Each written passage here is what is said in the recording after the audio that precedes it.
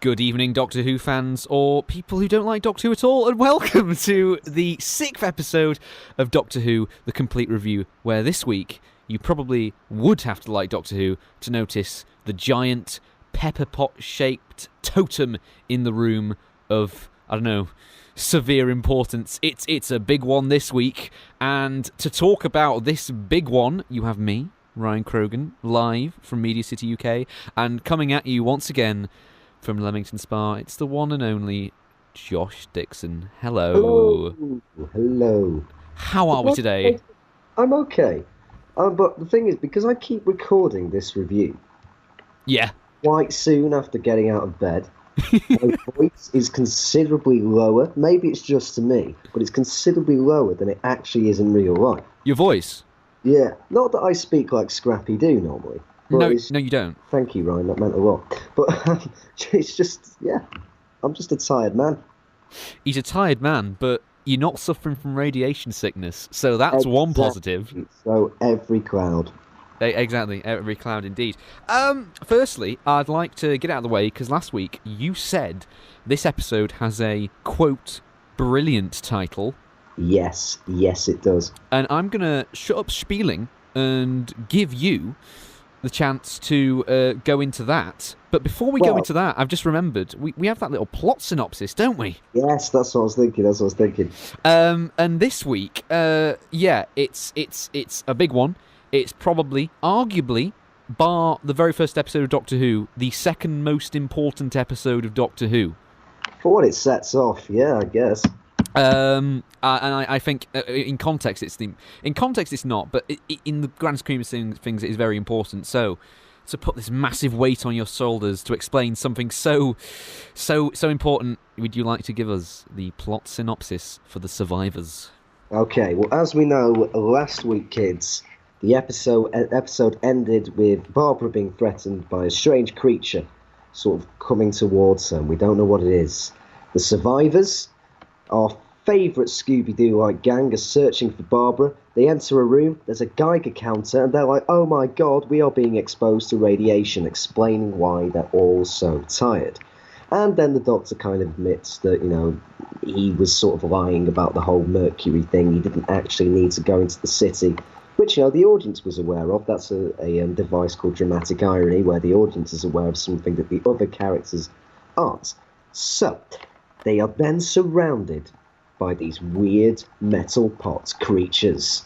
Am I allowed to say they're the Daleks? I'm just wanting to say it incredibly dramatically. The Daleks. That was very good. Thanks. Anyway, so they're surrounded by the Daleks. Ian, he's like, I'm going to be a hero. Boom, paralysed. Don't know. So they're locked up with Barbara. It's a classic Doctor Who formula. Let's go exploring. Oh, we've lost someone. Now we're locked up with them in a prison situation. How are we going to get out? The Daleks, they interrogate the Doctor. They're like, we are the survivors of a neutronic war with the Thals. That was very good. Thanks. Congratulations. I could put a bit of ring modulation on that and you'd fit the part. So interrogating the Doctor. Big war with the Thals. The survivors could refer to either the Daleks or the Thals, or well, both, which is part of why it's such a brilliant title. Anyway, there's been mutations on both the Thals and the Daleks, which implies that the Daleks didn't used to always be the weird creatures inside. But the Doctor's like, fam, we're gonna die if we don't find some anti-radiation drugs. We need them drugs. And the Daleks like, one of them can leave. Obviously, the Doctor can't because he's knackered. Ian kind of his legs. I feel like, even though he's the hero figure, sending him out crawling into the jungle would be a bit cruel. And Barbara's also like, oh no, I can't do it yet. So it ends up being Susan. She leaves to go and retrieve the drugs. Shock horror though, the Daleks are like, we're going to kill them. We're going to kill all the fams as soon as they're back, as soon as they've got them anti-radiation drugs. And I think we can then just literally end that plot synopsis by saying, so Susan goes out to get the drugs, and I don't think we should, because we basically spoiled the whole episode, so, do we need to spoil the ending? It's just, To explain the cliff, well, it's worth saying, just for the purposes of the next episode, that there's a figure that's following her. Yeah, And remember the last episode she was touched on the shoulder. They've sort of continued that plotline. Yeah, and we're going to talk about the cliffhanger, of course, later on. But you touched there on two things that I'd like to bring up. Firstly, the title. Would you like to wax lyrical about that for a second? Yeah, of course. Well, the survivors, surviving or being a survivor is usually a really good thing. Oh, they survived. Good in the sense you're still alive. It sort of has quite noble, heroic connotations. Someone that has been through a lot. It's very rarely referred to the villain. It can very rarely be applied to the villain of the story.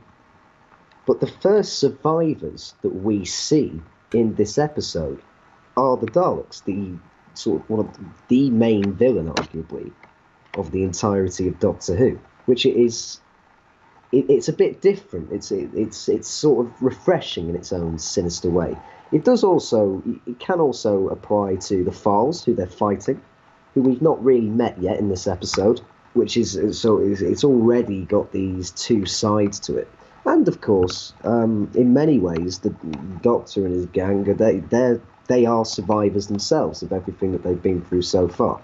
So it's a nice little title that can be interpreted as to sort of anything you want. Like a lot of episodes will have very literal titles. For example, the next one's called The Escape. Or The Forest of Fear, which is probably the worst title so far, let's be honest. Yeah. So there's not really a lot, but like The Survivors and The Firemaker and Unearthly Child are all titles that give a little bit of room for interpretation as to who it is they're talking about or what it is they're talking about.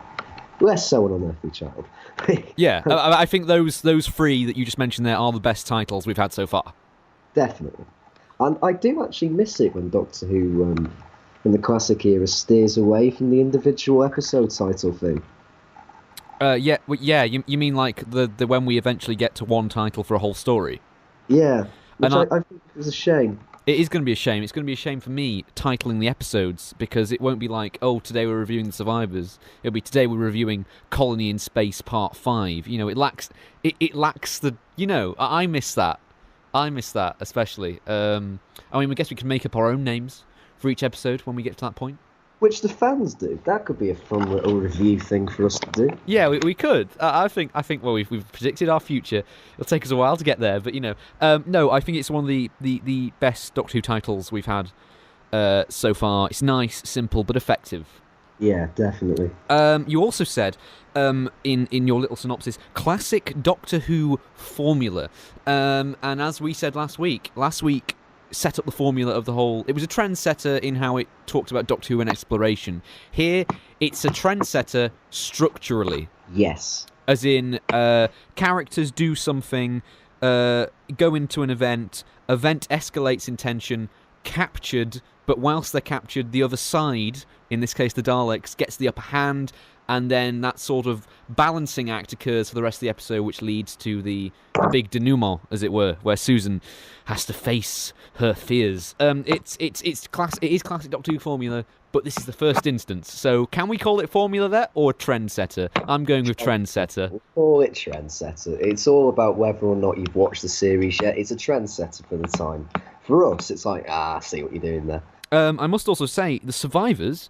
the title is also the name of Terry Nation's 1975 drama series that he wrote. He wrote a whole series called The Survivors, which is about a group of people who... there was a giant plague that wiped out all of Earth apart from a few people, and you can somehow see him using up similar ideas that featured here. Oh, he's just lazy, isn't he?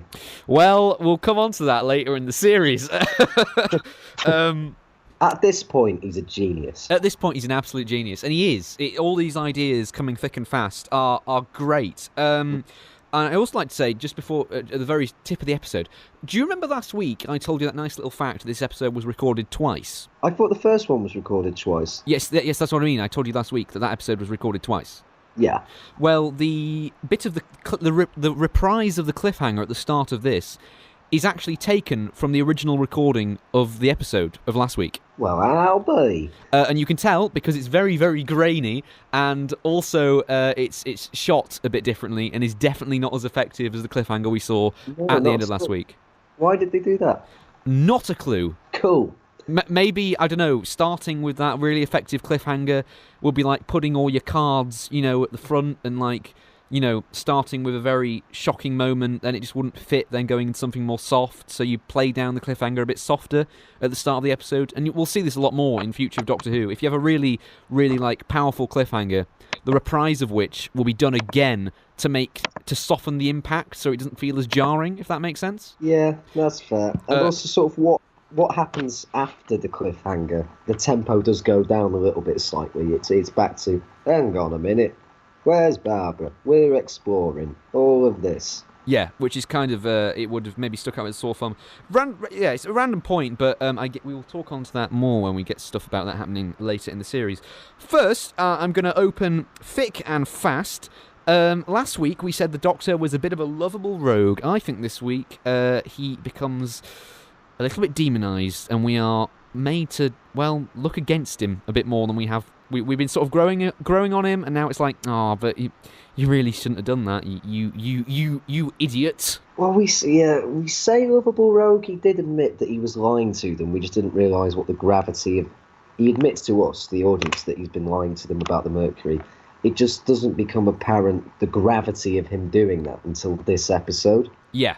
And it's really done quite well in very few lines. Once again, there's no big drama made about it. But it's economic writing again, isn't it? Yeah. It's very cool. And I've also got to say, in the scene that they do it, it's done in the radiation room, which is totally different to all the rest of the Daleks' surroundings. So we'll just do the setting for a bit.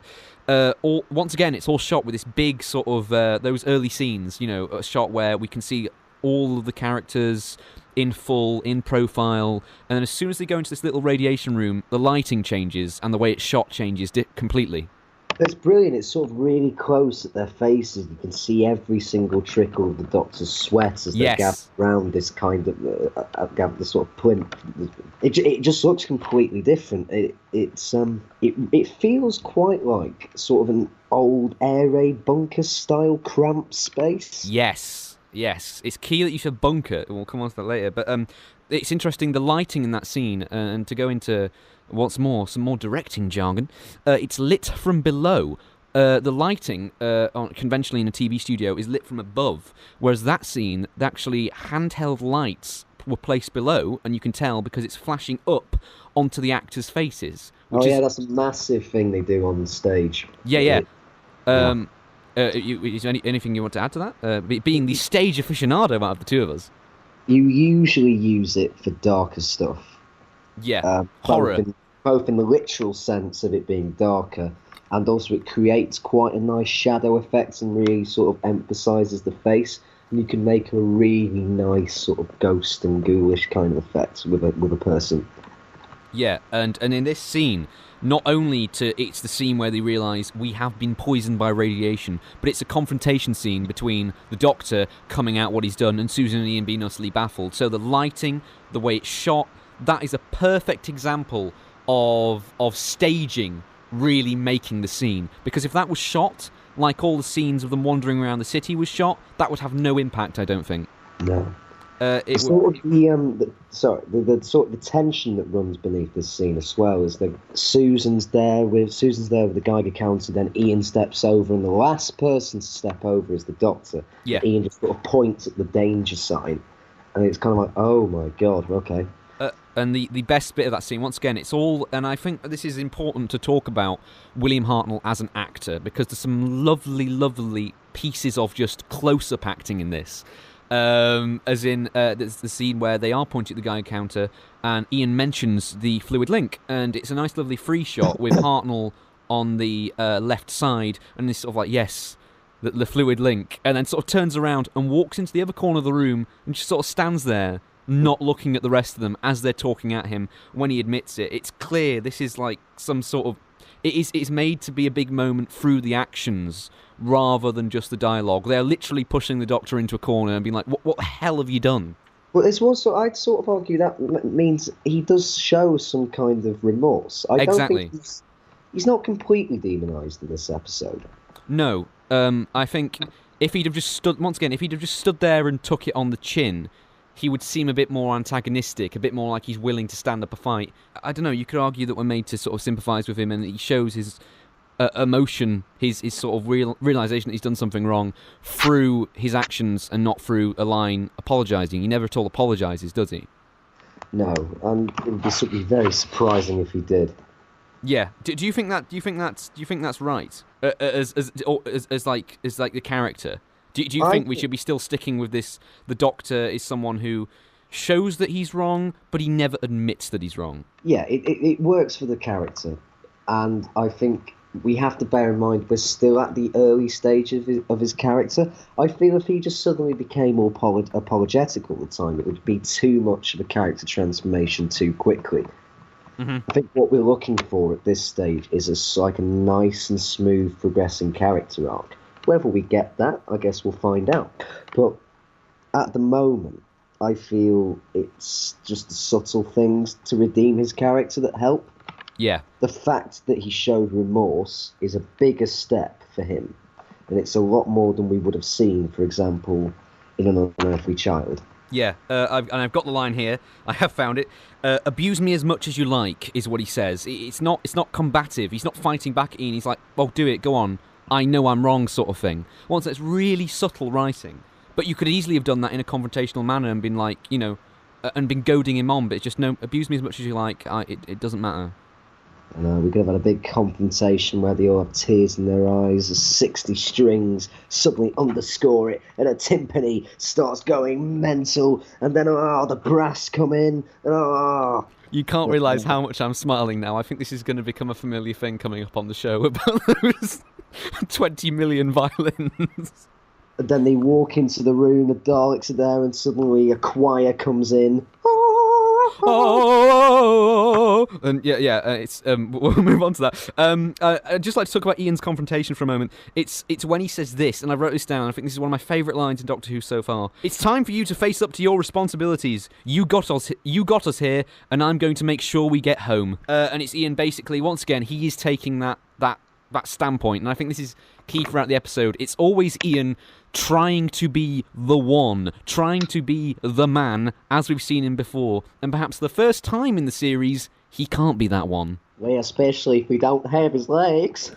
Yep, especially if he can't act. If he can't act with his legs.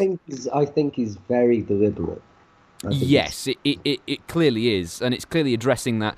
If it had been Ian who had gone, once again, to talk about that impossible tense, if Ian was the one, if they basically went, oh, yeah, well, Ian's clearly the strong man, he can go, not only would I think that would be just a teensy bit, I don't know, I'll be pushing on the sexistometer, and also it would be like, come on, we've seen him do this before. It's time, it is perfect, it fits so well. It deliberately takes the most vulnerable character. Yes. And puts them off into the wilderness. That is the kind of thing that will scare the audience more and grip them more. The more sense of danger that people have for a character they're attached to, the more effective it is. What I was going to say as well, maybe, and once again, this is what we say about the genius of Terry Nation, and I said mostly about structurally, it's sound. That as a structural point to progress the story is genius. Yeah. That works so well. And also, because Susan is the children's view. She is the cipher for all the kids of the audience. And I don't think it's... I think it's a testament to the writing and to Carol Ann Ford that the reason the Daleks became such figures of hate and of adult... like joy for the kids at home, and why it engaged children so much is because the first thing we see the Daleks do is make the child identity figure do something she doesn't want to. Yeah. It all fits so well. And also in that scene we said with the great lighting in the sort of Geiger counter bunker room, the last line the Doctor says to Susan, "If only you'd think as an adult sometimes." Which is, for children and teenagers, is incredibly relatable, sort of being talked down to like that. Yeah, and also that literally does foreshadow what's coming later, and she has to go on this journey on her own. being the adult of the group. Yeah, and it kind of puts a sadistic twist on what he was saying. Also, sort of to go back to what you were saying about the cruelty, that and them sort of making the child do something they don't want to do. Yeah. It's that I kind of wish they'd sort of kept cruel acts as sort of what the Daleks do. They very much became this thing where a line would just be said, they killed worlds and worlds and worlds. But it's difficult to get attached to that massive scale. Yes. Whereas if you're watching this, and I think it's the beauty of the Hartnell era particularly, is that it's the subtlety and the simplicity of what we're seeing. Yes. Makes you hate them more. I can definitely agree. The sickness and a young child being sent out into the jungle are two sort of they're not big grand things, but there's something just more horrible to watch and more sinister and it's more personal. Yeah, more personal. And I think and I'll come on to it when we talk about the Daleks. I'm deliberately saving them. I'm getting all the main characters out of the way, then we'll go on to the big one. Their dialogue, as I said, which we'll come on to later, it's all very pragmatic. Yeah. The dialogue all relates to a character, whether it be the Files or whether it be them. There's nothing they say that's outside the narrative, like, as you say, in the future, where the Doctor will go on a massive speech about how the Daleks have done this, they've done that, they've done the other, but we have no emotional attachment to that. We're just told it and expected to believe it. Yeah, which is that's asking a lot of an audience. Yeah, if you're saying something on such a massive scale, like they've destroyed billions of people, like you can't really just sit there and go, oh yeah, that's fair. Well, I'll just take that. Once again, it does depend how it's done, but on the basic sense, I think this is a much better way to do it. The way it should be done, and we're sort of getting off track here. Yeah. There's an episode called A Town Called Mercy. Yeah. Where Doctor literally sees a list of crimes on a screen. Oh, that's brilliant. It's stuff like that is a much better way of trying to address things to that scale. And he doesn't speak in that scene either. No. It's literally just a scene with flashings of things and screams coming up. Which I describe as an example of modern Doctor Who doing economic writing. That is not only is it the best moment of the episode, I mean, I know we should really be saying that in, 15 years' time when we get to that episode, but that is an example that Doctor Who can still be like Doctor Who in the Hartnell era. Yeah. And I think it's very important, especially with this episode, to talk about Doctor Who's legacy, because this is arguably where it all began. This is where the viewing figures started to hike up. This is where kids really started to get behind Doctor Who. Yeah. And I'm thinking it's obvious as to why. It was never going to get millions and millions and millions of people after the Cavemen episode. No, it wouldn't. Like, it's an engaging piece of drama, but this episode, once again, due to the structure and the characters, what they've put through, it's intimate and engaging, more so than the Cavemen episode could ever be, however much it was nice as a piece of drama. It was too bleak and cold, with nothing mysterious enough once the first episode had finished. There wasn't that wonder, it was just cold, bleak realism of a very familiar historical era. Whereas I think now, because we know the characters, that means so much more. This is the right time to introduce an alien, because now if the first episode they'd have thrown us into an alien world with characters we don't know, I think the Cavemen story had to happen for us to know those characters in such a bleak scenario, so that when we twist it so much here, it works. Absolutely. And yeah, I cannot speak more about how much I love that. But no, we're pretty much going through this episode chronologically as I'm going through my notes, and we've talked about that little scene. Can we talk about the shot? Well, it does say here, after that line where she says, if only you'd think as an adult sometime, leads right into, big capitals, that shot! Oh, it's incredibly well done. And I think watching that shot in isolation, once again, we'll talk about that shot in a minute. If you're a Doctor Who fan, you'll know exactly what we mean. If not, I'll let Josh explain in a moment.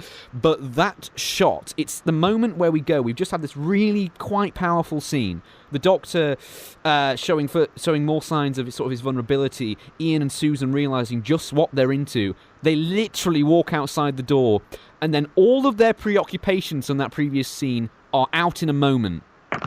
The story changes on a dime. It suddenly becomes, oh my god, what's this? And to come after such a good scene, to then do that, It's quite frankly exceptional screenwriting and directing hand in hand. Would you like to explain the shots? Yeah. So they walk out of the room, and you literally just see the three of them. This is the Doctor, Ian and Susan. You just see their reaction. Obviously, again, you see Susan scream, which I admit there's not much new there, but you do see a sort of very subtle fear. You've got the Doctor clinging on to Susan. Which is different. Yeah. Because previously in the first episode, Susan was helping the Doctor and clinging on to him. Yeah, and this is a moment where he's really protective, and you know that something is happening. And Ian, on first glance, he just seems bewildered. He doesn't have anything to say at this. He doesn't have anything heroic to do initially. He's just stood there completely still behind the Doctor and Susan like, oh my God. Okay. Yeah. Then the camera very cleverly, because the three of them are at the very back of the shot, and the camera sort of just moves out to reveal creature by creature by creature by creature, and it doesn't show a lot of them in the first shot. I think it's only 4 you can see. There is in this story only 4 Daleks. Yeah, they could only afford 4 Daleks, but which isn't a lot.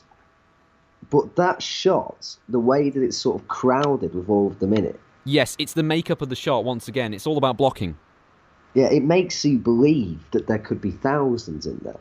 Yeah, but I think if you had, and once again to talk about modern television trends, if you had a massive CGI pull-out shot with hundreds of them, it would lack the intimacy and the power of this. Not just that, I think it's the use of only 4 Daleks in this episode is really important. I think it emphasises the weakness of both sides. There's 4 of each. Yeah, that's a really clever way of doing it, because it is literally the survivors. Yeah. Implying that so many have died, and that just adds a bit of high stakes to the situation. I feel like 4 Daleks left to survive are going to be more willing to do sadistic and evil deeds and mess with you out of desperation. It's that feeling of desperation. 4 Daleks will have a lot more desperation than, like, in later series, millions will. Yeah, of course. And it is, once again, I feel the Daleks in this are really characters. Yes, and that's not something we can say very often when it gets to the later episodes. I feel we get the reason why the 60s Dalek stories, for me personally, in the Hartnell and Troughton era are the best, is that there's always something about the Daleks' character integral to why they're doing it. They're not just doing it because they're evil. It's because they need something or want to prove a point. Yeah. And in this one, it's survival, and that's nice. Exactly, it's pure and simple survival. And also, and this is one thing about the Daleks as characters, they are intrinsically weak. We have to, in order to empower them, the shot, which we see later, we'll come on to it, the interrogation scene with the Doctor, has to go down on the floor, once again, one of those periscope shots that I mentioned a couple of weeks ago in Forest of Fear. It has to literally go down on the floor.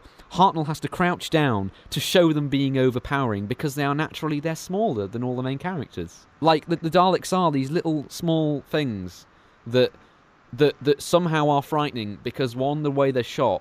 Like, if Daleks aren't shot well, they can just look silly. In this, it is perfect. Which is why I think it falls down. And to be fair, if you're presenting the same character again and again over the course of 50-odd years, I can understand why there will be moments where they just look ridiculous. Because as an image, so when people start mocking them like, Pepper Potts and everything like that, they do look a bit stupid.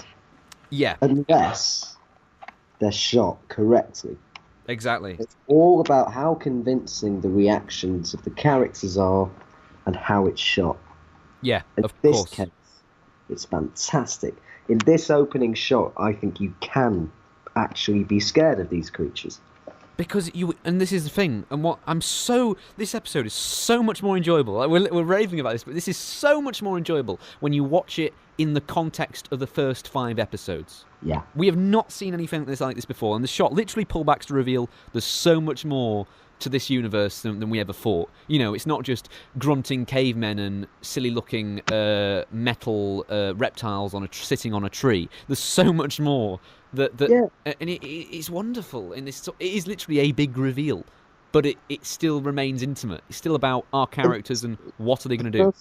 The first time I ever watched this story, which was about 2-3 years ago. It was on the trilogy DVD The set. beginning box set. Yeah, I'd never watched it on VHS, which is stupid because it had always been on my shelf. And I wasn't that blown away when I first watched it. And I wasn't thinking about context. I think it was because, in a sort of a naive sense, I was thinking, it's the first time the Daleks ever appear. Great, it's going to be this big, exciting thing. And I sort of missed the point. Yeah. I sort of missed the point of the context of this and how, for an audience sat at home who have just been watching the cavemen, who yet to see any sense of science fiction except the console itself. And of course the context of the alien planet and all that. Yeah. And it's all the build up, isn't it? Yeah. That's all build up though. That's all relevant to what we're about to see here. Yeah. And suddenly out of nowhere there's this. And I think it's genius. And it sort of makes me. It's all about the way you view it, and I'd say if you're listening to this, if you get the chance to view these episodes and view them in the mindset of their original context, please do, because it actually makes such a difference. It's something we bang on about a lot, but when you're watching things that were made decades before you were even born, switching on to their context is tricky. Yes. But it's what you need to do to really appreciate something. And it makes me wonder if when we get to the modern series, if we view some of it under the context of what modern television is demanding, and what modern viewers expect, maybe we'll get a lot more out of it. Maybe, and I think we should always view the episodes in context, and that's kind of the mindset of this review series. The last time, I previously marathoned all of Doctor Who from the beginning, but I went in, much like you, to this story with it's the first Dalek story, and I kind of just took it at face value as iconic and said it was iconic without actually thinking and properly going into it going, why is it iconic? Why is it so important? And I hate the word iconic, which is interesting, but it naturally is. But I hate the sort of the just plopping on a moment and going, oh, it's iconic, oh, it's iconic, oh, it's iconic. This is one moment I can literally stand by and go, no, it is iconic and important. And that's the key, it's important, because for a reason. And viewing it this time, with all that context behind it, and properly discussing the workings of the previous episode, we've discussed it structurally, character-wise, and directorially, it all builds up, and it is such a good moment. Not only is it important, but it's good. Just to discuss this as well, another thing why the Daleks work in this story so well, I think the whole of the first story and lots of 62, is the way they are choreographed. Do tell. Throughout the story, and especially even in that first shot, a Dalek slides past the screen. When the Doctor walks into the interrogation room, one of them literally we don't see it properly, we just see sort of the neck bit slide past the camera, and then they all sort of come round. Or the later discussion scenes, the way they're sort of choreographed around in a little circle, or standing to the Doctor, as I mentioned before, in a lovely periscope shot, looking up at them. So they're literally looking down on the Doctor. The way they are choreographed and the way they move around, if they just stood there, if they just sat there and maybe didn't have the blinking lights, or maybe didn't sort of glide around, I don't think it would work. But that original concept that Terry Nation had, I don't know if you know this, he was watching a ballet show, and the ballet dancers... This. Do you know? Have you heard about this? Yeah, carry on. And the ballet dancers had very, very, very long dresses, so you couldn't see their legs. And the way they glided around the screen, around the theatre, it just was engaging because it kind of took something away from it. It gave it a beauty and sort of it helped with the choreography. And I think the Daleks are at their best. And this sounds really weird, but hopefully you'll see my point, when they are choreographed like dancers. And that's why the original actors inside the Daleks were all dancers. Were they? Yes, they were all people who've had a backdrop of stage dancing, of theatre dancing. And you can... I don't know, me looking at that and seeing them glide around and seeing them be properly choreographed and the camera working with them, not against them. Never is there just a static shot of, oh, it's a Dalek, there it is. It's always either of their head, or there's a great one, which I've actually wrote down here. I don't know if you noticed it, Josh, where when the Doctor mentions the TARDIS and the Dalek sort of goes, TARDIS, and it's, like, what is this? And it's a shot of just the Dalek's eye and the little white bit of the eye opening up and getting bigger, like it's literally going, what? TARDIS? It's like the equivalent of a Dalek erection. Yeah, but it is, there's a, as I wrote down, there's something of a concentric beauty to the way they're shot. It's also...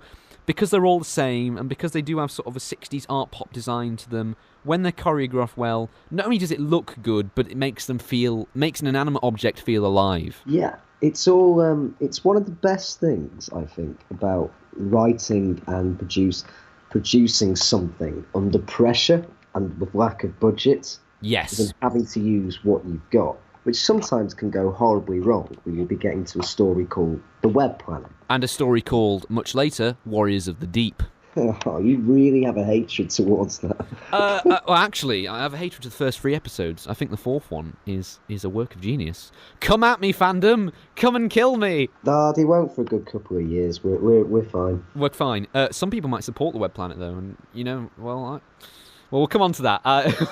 Anyway, when it's under pressure, it means that everything has to be very carefully calculated. And you can see that here with these sort of balletic Dalek movements. Nothing is done for the sake of it. Everything just seems like it's very masterfully crafted and calculated and executed brilliantly. And it makes such a difference. Writing under pressure and directing under pressure can be done wonderfully if it has the right mind to it. That's the thing, it requires a sort of an intelligent mind to do it. The thing about Terry Nation is that, like episodes that we'll see in the future, like the War Games, he has this ability to take a long sort of arc of episodes. And no, not every... So this is, for example, a 7-part story. Yeah, and we won't mention number 6 yet. And not every episode will be done perfectly, but he has the cracking ability to have a concept that can last for that long, a concept that's brilliant enough to keep you hooked in. Yes. And it's a combination of his brilliant concept, the directing, and sort of how carefully calculated all of these movements are, sort of all combined to create a really, really, really groundbreaking and strong episode here. Yeah, and I think it's more important to note here, Waris Hussain, who bowed out directing the end of The Firemaker. We've had Christopher Barry directing for these previous 2 episodes, who will direct most of the Dalek story. We'll have someone coming in later on to take over from him. But Christopher Barry, incidentally, directed some of the very best Doctor Who stories, including The Daemons and The Power of the Daleks. It's a shame about the directing Power of the Daleks, isn't it? Yeah, but you really see that. Well, we can see it through the telesnaps and the pictures, and that's what's going to be interesting about discussing the missing episodes. We'll be having to go off so much more sporadic stuff and sort of picturing, stuff. There'll be a lot more sort of implied viewing, I feel. Yeah, which is kind of what we have to do. Anyway, it's going on to a completely different sidetrack, but no, Christopher Barry is one of the best Doctor Who directors, and this is perfectly showing why. He does a lot of Heart and Lyra stuff that we'll come on to. Also, I think the importance of the Daleks and why they work so well is they completely change the story. Yes. A character is only important when they have a significant impact on the narrative. And to have a character which literally, I think it's no surprise that the Daleks became the Doctor Who villain, because they're the first real villain, and not only the first sort of alien enemy, to really just, they come in, the story changes on a dime. It all pops, the juxtaposition goes completely all the way. It's not, the radiation is still there, but this adds that whole new element to it. It was still a gritty survival drama, it felt like, even until it got to the Daleks. Yeah. The radiation sickness is just as bleak a thing as the cavemen were. Yes. It is. It's another of those things about the Hartnell era. There'll be something key to the story which really puts the characters through something. And it's very visual, how we see that. Like, for example, when Ian goes, "My legs! I can't feel my legs!" And it's a lovely close-up to him when he's just had it done, with the characters literally holding him up. Or the moment where he tries to walk to the door, and he's like, "Hurry, Susan, hurry!" All of the, or the caveman story. There's, they visibly get harmed. It's all that physical harm in these Hartnell stories give it that extra element of not only physicality but fear for the characters. It adds that intimacy that we keep mentioning. We keep coming back to that word, intimacy. Also, what do you think about the fact that it's they take away the power of his legs, just as an image? Yeah, I think this is what we'll come on to about Ian throughout this whole episode. Was that great line later on where they're discussing in the when they're trapped by the Daleks and they're wondering what to do. The Doctor is pretty much gone, and Ian says, "It must be me." Now Ian is he's a hothead, isn't he? Yeah. But that means so much more, and he's visibly fighting with Susan and fighting against himself to try and walk.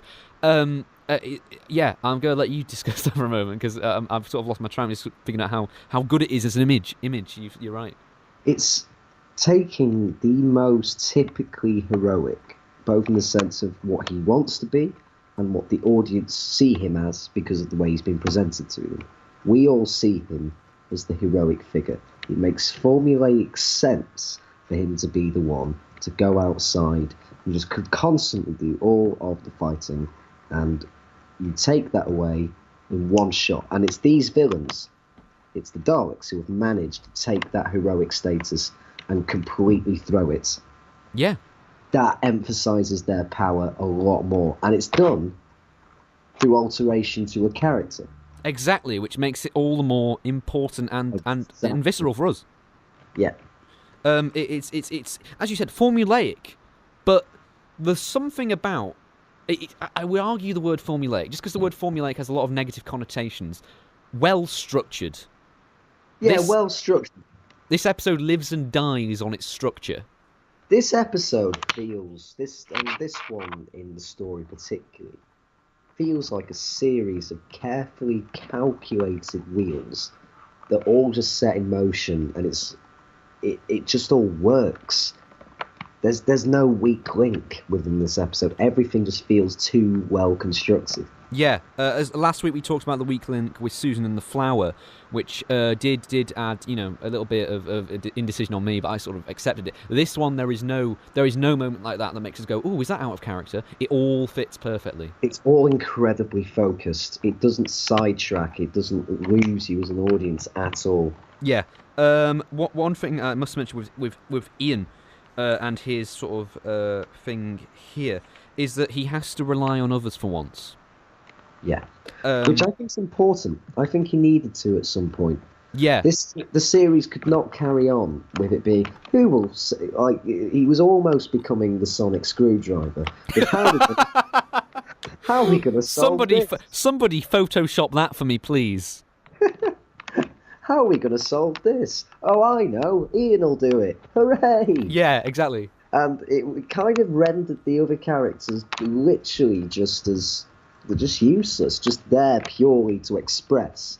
They didn't, not useless. They had. Yeah, I was going to say that. Yeah, they had character expression and a lot to keep you drawn into them as characters. And they did add to the narrative, but there was one man overriding that all mostly. Yeah. They added to the narrative, but they were never. They didn't seem to have strength. They had strength in character, but no literal narrative pushing strength. They were always used as a thing that would get in danger, that Ian would then have to save, and that couldn't carry on. Yes. It was not an equal balance between them. It's very well. You put it much better than I could. I think, and then important about Ian's character as well, is just how much he beats himself up about it. Yes. And later on, it's one of the final scenes of the episode, where Ian basically goes over everything. And many people would argue, and this is another thing which we've not mentioned yet, but is one of those things that is always labelled classic Doctor Who, which is, well, it's full of padding, isn't it? Yeah. And oh God, yeah.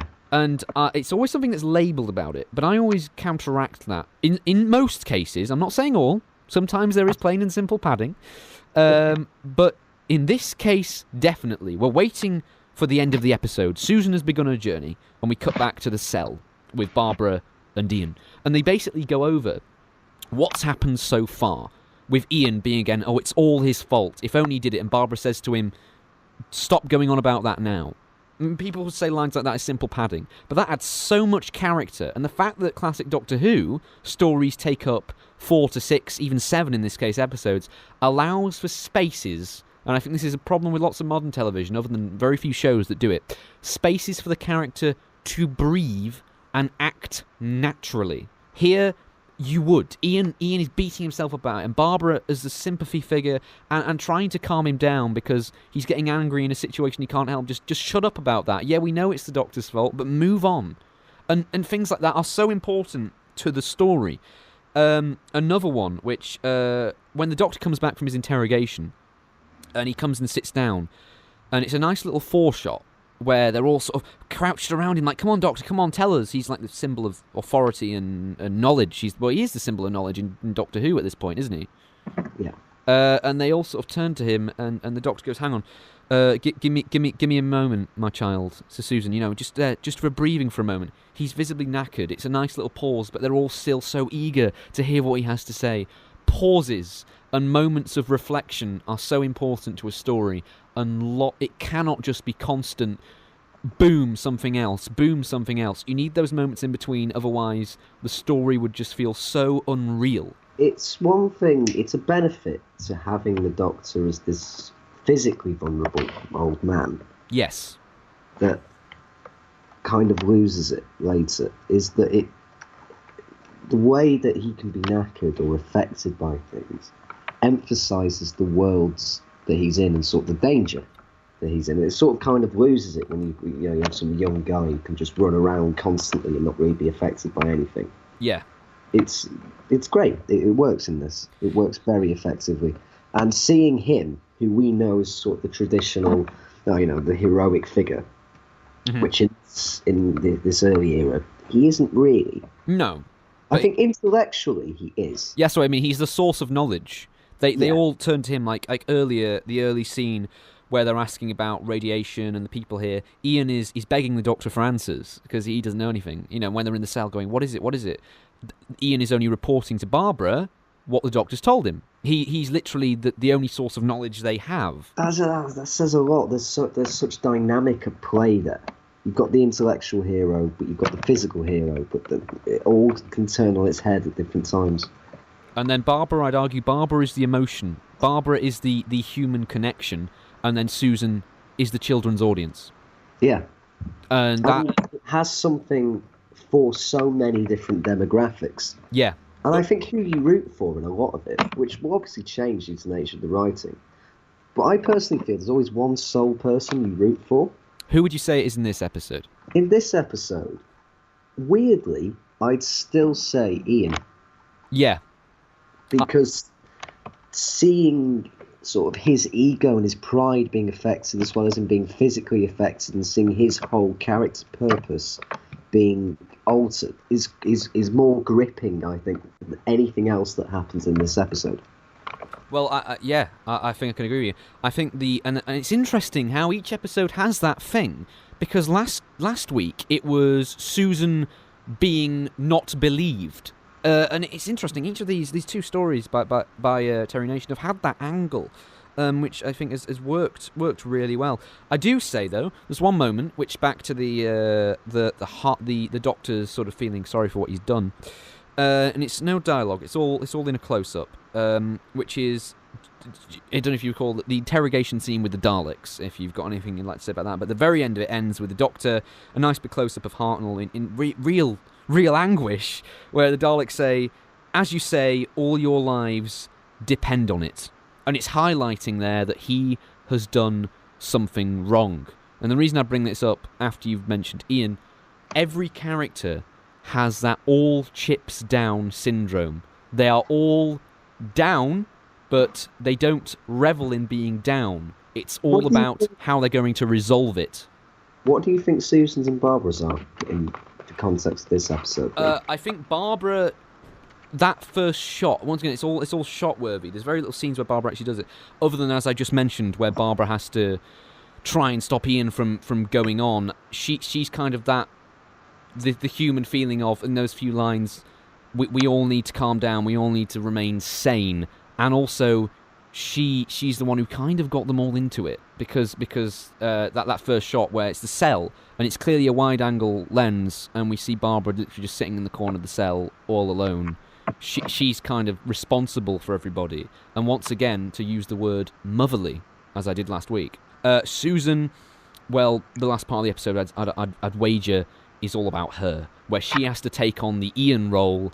Obviously not as good, and you know, she's desperately trying to grow, and it is, as the Doctor said before, she's got to not be a child and she's got to take it on herself. Do you think, and I've wrote 2 questions here that I'd like to ask you, the scene in which Susan has to convince Ian that he can't go, and Susan basically goes, you can't go because the TARDIS lock has this combination stuff and only I can open it.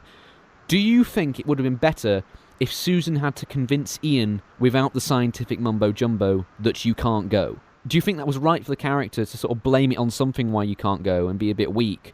Or do you think she should have gone, no, I must go because you're ill, and sort of genuinely convince him? I think it was important because it still shows a little bit of fear in there. Yeah. That is needed. Yes. Despite the fact that she wants to grow up, I think it would be all too convenient and unrealistic if Susan was just like, yeah, I'm going to do this because I can. Yeah. I'm strong enough.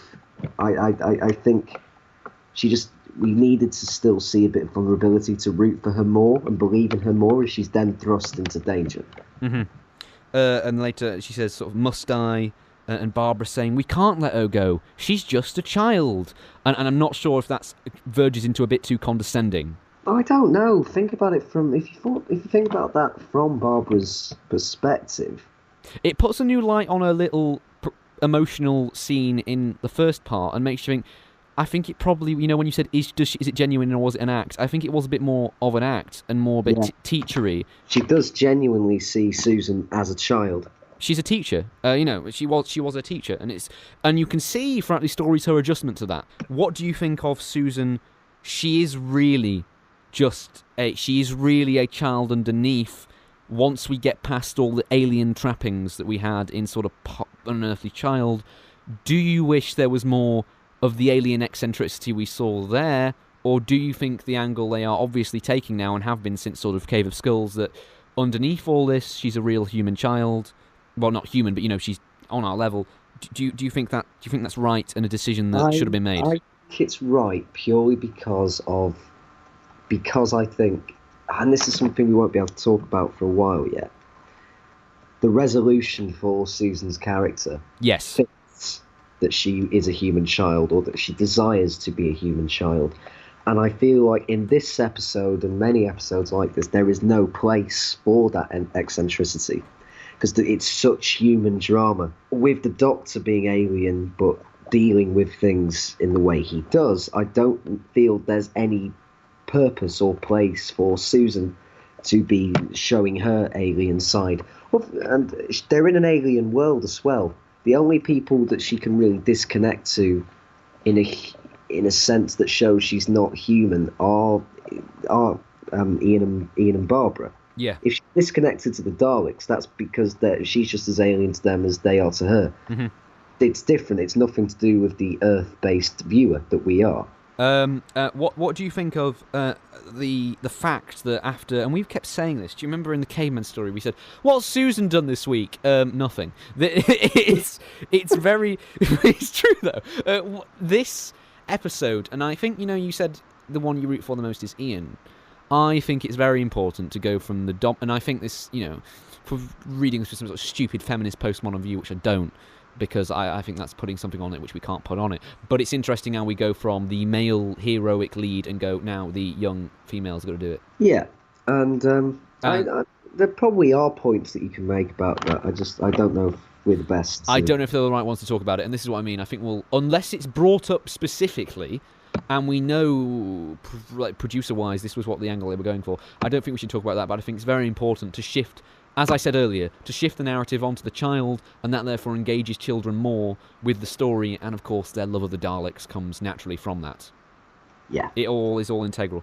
And the moment at the end where Susan is in the TARDIS, she sort of hugs the little drugs, and then Ian's voiceover comes. Don't say it like that. She hugs the drugs. Well, Susan was getting touched last week, so I think it's only right that she turns to drugs for that. He said, "Oh, she hugs them like she's just racking up lines." Like, she loves her crack, does Susan? Well, she wants to grow up. Maybe not in that way. We're not condoning this. We're not condoning this. Don't do it. Only do it if they're anti-radiation gloves. Drugs, to quote William Hartnell's famous... I see what you did there. Very, yeah. And it's the first instance, I was going to say, of this scene, of voiceover in Doctor Who. Yeah. Where Susan has Ian's voice in her head saying, "Don't stop for anything. An hour might make all the difference." And I like that. It's showing that she's genuinely aware of the situation, and she thinks, "Oh God, I've pissed around, I've fallen over, I've been screaming, I've been terrified. There are people who need me. I've got to go back." And it's just done with a bit of voiceover. It's nothing like she turns to camera and goes, "I've got to go. I've got to save my friends," that you might get in later Doctor Who. It's all very economic, and that leads into the cliffhanger, which we'll discuss in a couple of moments after a couple more points that I think we'll just go over. Also, I've got a new counter I'd like to bring up. Go on. You know we have our polystyrene rock counter, which is at the moment on 1. Oh, wasn't it on 2? I mean, or we just used... Because it got used again. Yeah, but are we counting it as getting it used again, or just 1 rock? Let's go for just 1 rock. Yeah. Well, along with... And you can play at home, folks. Along with our 1 counter on the polystyrene rock counter, we are now having a new counter called the Ian Chesterton removes his tie and unbuttons his shirt counter, which is now on 2. I actually noted in the end of The Firemaker, he unbuttons his shirt and takes off his tie. Here, he doesn't take off his tie, but he loosens it a bit and undoes his shirt. And thinking about that, when I was like, hang on, he does that a bit in the future as well. So we're having a new counter. How do you show stress? Remove his tie again. Yeah. I think it's only fair that we make that a regular feature when Ian will do that. So the only real point I want to talk about now is the writing of the Daleks. Have you got anything to say about our characters and about anything else of the story before we go on to that? Not really. I do want to get onto them. I want to get onto the Daleks. Well, we've talked about the Daleks in form of choreography, and I think it's only right we've talked about the visuals of this episode, as they're brilliantly directed by Christopher Barry. What do you think? And I think I'm going to throw this... We've mentioned it actually previously in the episode. We talked about the Daleks not... Everything they say is relating to the situation. There's nothing outside that. How would you describe the character of the Daleks in 1 word? Brutal. Go on. As in the way they speak. I think in this episode, it's like you said, it's all very pragmatic. Mm-hmm. I think brutal or cutting and any synonyms of that you can use, because everything they say is very direct, but it's still very cold. Would you like me to give you an example? Go for it. This is one of the first words the Daleks say. You've got all their move immediately, stuff like that, which is all very cutting. It's very to the point. There's nothing we can grab onto. Like, when we analyse a character's lines, there's always something we can grab onto and go, ooh, there's nothing in that with the Daleks. I know we said we wouldn't talk about the voice, but the voice is kind of grating in this. Because there's one thing that, as we'll get later on into Doctor Who, all Daleks seem to be able to have a big booming voice. You know exactly what I mean, I'm sure. Yes, I'm familiar. And whereas here, it's very cut, it's very clipped. It kind of rounds up the character, because you could kind of argue in one way. I mean, the Daleks are these little xenophobic blobs, quite tiny, quite small, and they're kind of dying from a plague, and they're trapped in a little bunker. It's kind of the ultimate claustrophobic nightmare, isn't it? Yeah, it is, and they should be like that. Well, I don't think we can just say... It depends on the story. In this case, that works. That's their character at the moment, if you know what I mean. Yeah, but I like them this way. Like, they're just the mutant equivalent of a couple of racists down the pub. It's nice. Yeah. Cloistered in their own 4 little walls. Yeah. Unable to do anything. One line that I thought, which is very, very... Actually, I'm going to throw this out there, and I'd like us to do this throughout this story and, in fact, future Dalek stories. Russell T Davies famously once said, back to the writing, that most writers think you can't write Daleks well because all they do is shout orders, shout the catchphrases, and that's it. I mean, there is an element of that, but carry on. I assume you've got... Yes, there is a point. But Russell T Davies, I think it was on, I don't know what commentary it was on, I think it was on the Bad Wolf commentary, something like that, said the Daleks can actually be, because of this bluntness, can kind of go 360 and end up making them quite lyrical again, if that makes sense. Yeah, I think I know what you mean, actually. Because it's so blunt, because no human person's dialogue can be so blunt, there's kind of a stark simplicity that makes it, well, it is its own character, you know what I mean? And when you get a line like that isn't just ranting, it actually says a lot, but in very few words, it is when I think the Daleks are at their best, because it isn't just about ranting. It isn't just about exterminating. Exterminate isn't even said in this story. No. We don't get that until the chase. Sorry, when did that first come in? Well, we'll find out, won't we? Oh, for God's sake. We will. We'll find out. It's the chase, I think. The Bradley Walsh game show. The line of dialogue that I was going to say, which sort of perfectly matches this, if I could find it, when they're about to get the Doctor in and they say, a few questions will reduce the mystery. I quite like the use of the word reduce there, because it's kind of, and this is, I think, one thing which is key to the Daleks as well, they commoditise everything. Yeah. Everything is commoditized, and even later on. But this, it's just in that one line, the use of the word reduce, rather than just saying, oh, you know, we'll sort him out, we'll have a nice chit-chat, it's a few questions will reduce the mystery. Mystery is a commodity for them to bring down. Everything is so literalized, and it is an art form to write. Russell T Davies is absolutely right. Not to kiss his arse even more, but the Dalek dialogue is a very key thing to get right. And when it's right like that, it says a bit about their character as well. Absolutely. I don't really have anything to sort of comment on that. I'm just throwing out points. I'm going through all the notes I've not done.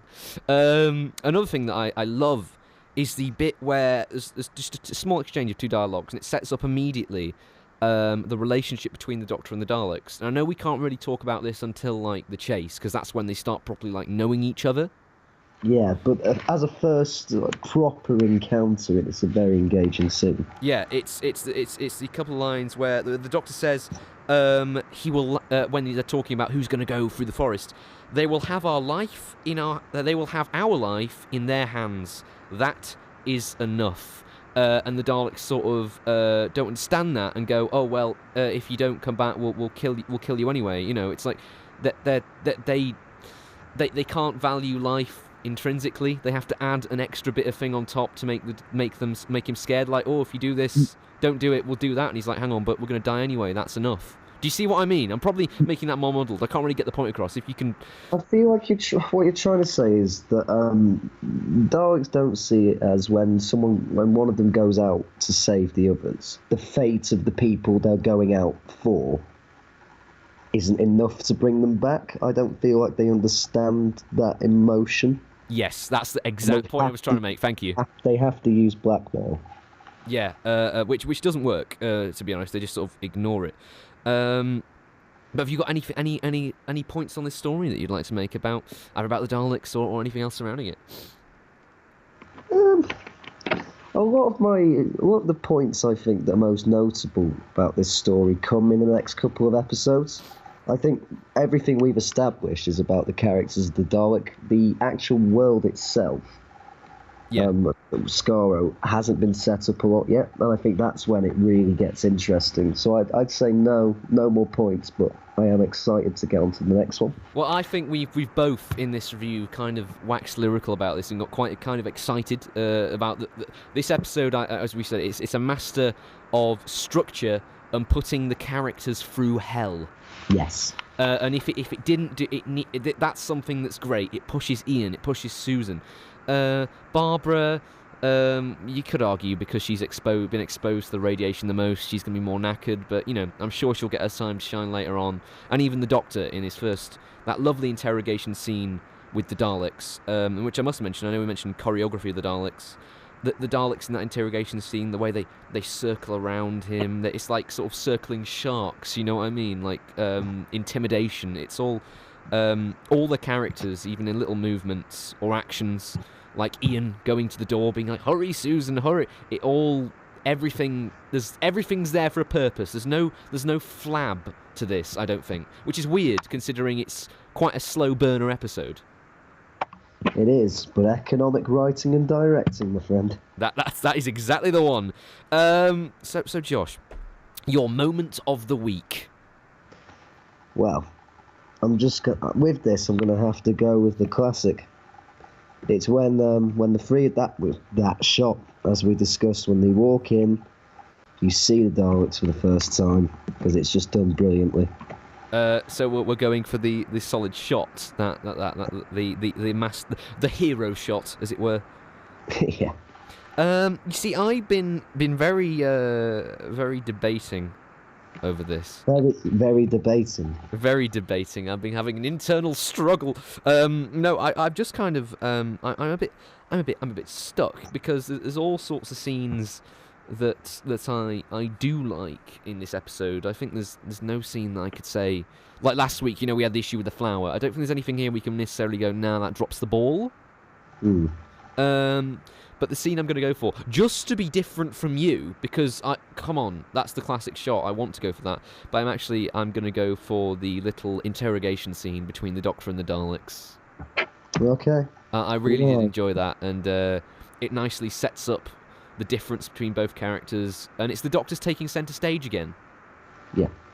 Which is, at the moment, that's the only time he does it in this episode, because the rest of it he's kind of led down with a bit of sweat on. I agree with you. It's a great moment. But I feel like you're just avoiding the iconic. Yes, I am, because you're picking it. If I was genuinely picking, I'd just go for that, because it's. Would you say it is one of Doctor Who's most iconic shots? Yes, I absolutely would. Out of everything? I'm not saying it's the most iconic shot. I'm just saying it is one of them. I mean, it's not as iconic as, like, I don't know, Doomsday, is it? It's iconic for different reasons. I was a joke there. Oh, a lot of people do see. A lot of people do see Doomsday as iconic. Yeah, they do, and those people are idiots. Can't say. I joke. I actually do like Doomsday. It's just I think that last stuff is overrated. Anyway, it's not Doctor Who. But Josh, the cliffhanger. It's cliffhanger watch time. Oh yes, of course. What did you think? Because you did mention earlier in the show that it's not one of those cliffhangers, but it's effective. What did you mean by that? As in, you expect something to jump out, or I don't know, someone to nearly fall off a cliff or something, and that kind of thing. Where, oh my God, what's going to happen next? But it was something a lot more bleak, a lot more. It was more character based. It was more the character monologue. Yeah, Sorry, it was monologue. Character cliffhanger. It was. Well, we just had the internal monologue from Ian saying, don't stop. Don't stop. An hour might make all the difference. And she's like, oh God, I might have used too much time. Can I do it? And then she goes out and flash lightning, and she's going to have to brave it all again. It's like, the equivalent of you've been through hell, now you've got to go back again, to use a particularly stupid writer's metaphor. Where does it compare to the first cliffhanger, though? Which is more powerful? Ooh. Because the first one is technically just a reveal, whereas this one is a character going through shit. So, does the iconic beat the character, or the other way around? What do you think? If you're looking for the groundbreaking beginning of the science fiction properly bit, then you'd pick the first step. You'd pick the first episode. But if you're looking for if you're more invested in the characters and you're looking for that, you'd pick this one. That's very true. So I think it comes to that time of week where we need to give our score, Josh. Now, I have a distinct feeling what this is going to be, because we have been very, very, very positive about this one. Josh, I'm going to, as usual, let you do the honours.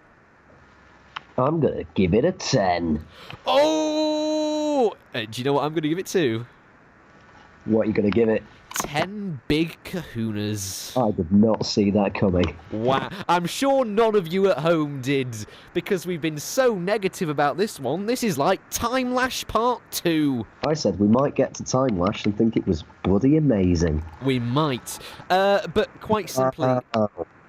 What? I said wow. Wow! There we go. There we go. We had to get it. But no, quite simply, why, Josh, in your own words, does this episode, and I think we should probably start doing this and evaluating our score properly, in no more than, I don't know, a couple of sentences, why does this episode get a 10? I'm giving it a 10 for the following reasons, Ryan. Go on. Well, it was brilliantly written. It was groundbreaking in introducing the science fiction properly. I thought the dynamic between the Doctor and his enemies was fantastic. It gave a cliffhanger that was a little bit different. You were never bored for a moment, and you were gripped all the way. Classic Who. Oh, well, you know what, I can totally agree. I don't know what I can add to that. 10, because quite simply, I'm going to say, I would say this is... I don't know what you think, but this and the previous episode are what made Doctor Who what it is today. Absolutely true. The first episode of the Daleks is all about exploration and exploring new worlds. This one is about the character drama, putting people through hell, and having the Doctor basically, I don't know, but take on the role of the Doctor without knowing it. He's not being a hero knowingly, but all the characters fit into place. And these two episodes kind of are, as we said, Terry Nation, he's good at creating the formula that Doctor Who would kind of adopt a lot in the future. These two episodes, I'd say, are blueprint for classic Who. Yeah. And for that reason, they're pretty much perfect. It's brilliant. It's formulaic, but beautifully formulaic. Yeah, it executes the formula as well as it possibly ever could. There's nothing wrong with a formula if it's done well. Exactly. But it's new. That's the thing. We're calling it formula from our eyes, but at the time this was brand new, and from our sort of marathoning perspective, this is totally different to anything we've seen before. Yeah, that's true. That's true. All about the context. It is all about the context, and this episode, I think, has played into that so much more. We've raved about the Daleks much more than I think we ever thought we could. Yeah, I always enjoyed this episode, but I was surprised at just how much I enjoyed it. Yeah, and I think that's something that we should probably mention that I'm going to talk a lot about in the future, especially when we get to like sort of mid-60s Dalek stories. And that is, I think it's very easy to just see them and watch them as pop culture icons now from our eyes, and not see them as sort of living, breathing entities, and just to forget about the writing, to forget about how they're directed, or even, as we said, the choreography, and you just look at them and go, oh, it's a Dalek, it's immediately iconic because I can get them on some bed sheets. Yeah. It's so easy to do that, and I think that's the trap that when a lot of people, not just us, admittedly, but a lot of maybe even professional reviewers, when talking about the Daleks, go, oh, great to see the Daleks back because, you know, they're Daleks, and that's immediately iconic just because we recognise what a plunger is. There's something a lot more. There's something a lot more to them, and I think that's important that we've looked into that, and hopefully, I know I will be. I'm sure you will be too. We'll look at that in the future of Dalek stories, and we'll also discuss when we think as well that Daleks could in fact be verging to just become merchandising behemoths to put on kitchen towels. The irony of the Daleks is the commodifiers have been commodified. Oh my word! OMG. Whoa. Josh, that has literally blown my mind. Boom. I think that's a perfect way to end the review. So, next week we will be escaping with the escapers in the escape. in which the Doctor, Susan, Ian, and Barbara. Well, Susan's got to get through a forest first. And then will they get out? Don't say it like that. Will they get out of the Daleks or not? I don't know. We'll see. You can now fantastically follow us on Facebook. You can follow us on Twitter at DW. It's either DR Who TCR or DWTCR.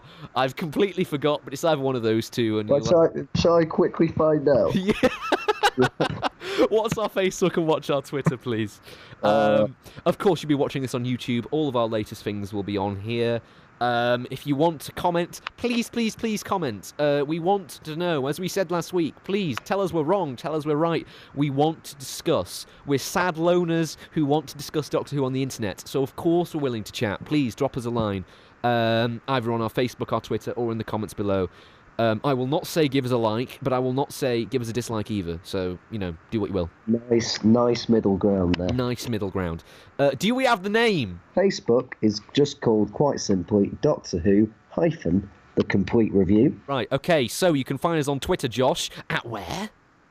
At Doctor Who TCR. That's capital D, lowercase r, Who TCR. So yeah, what can I more say then? Keep watching, keep taking off your tie like Ian, and I'll see you next week. Farewell. Goodbye.